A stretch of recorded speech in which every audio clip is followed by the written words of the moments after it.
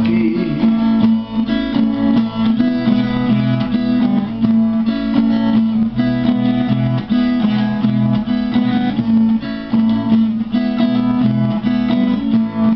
Hay muchos jardines y árboles frondosos, ellos no se quieren ir porque se respira un ambiente muy hermoso.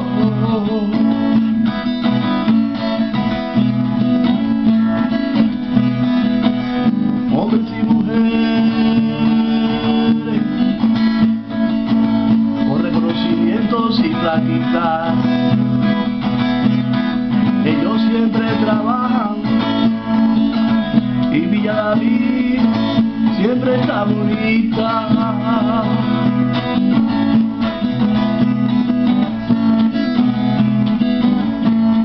Fenómeno David, tormenta Federico, con su viento huracanado trajeron este bendito. Padre Juan Roberto, sacerdote de corazón,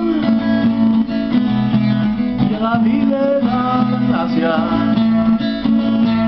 por su gran aportación.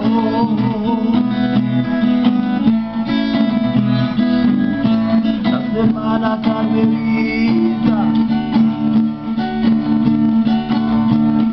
y sus comunidades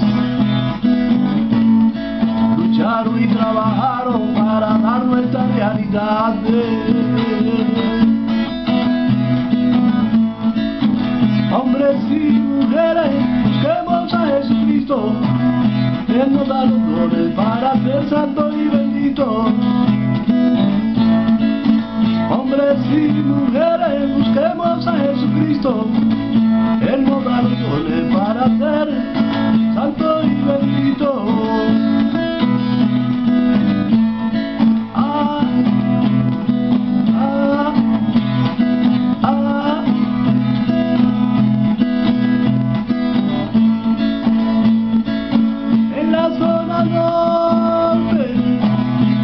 Hace falta un acueducto para que la gente lleve el agua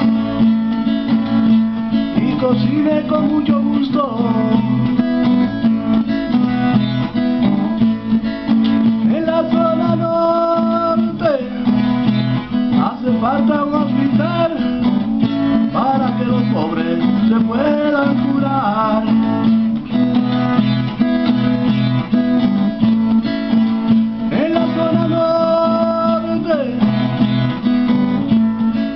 Falta mucha caña para que los jóvenes den los vicios y se casen con sus muchachas.